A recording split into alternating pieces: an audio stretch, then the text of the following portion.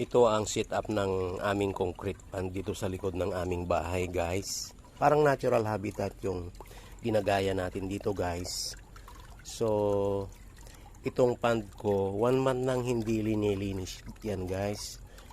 Kikita nyo, kahit isang buwan nang hindi nililinis, malinaw pa rin yung tubig. Yan. Marami nang dumi doon sa ilalim, pero malinaw pa rin yung tubig.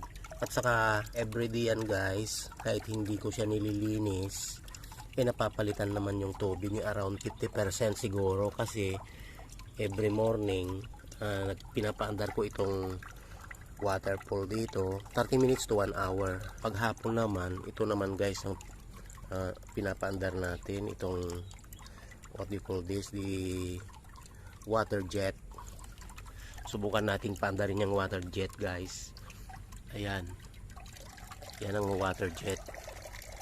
So if you will note, guys, talagang hindi na kailangan na maglinis every week or twice a week, kasi malinis na yung tubig. Around 50% ang napapalitan dyan everyday.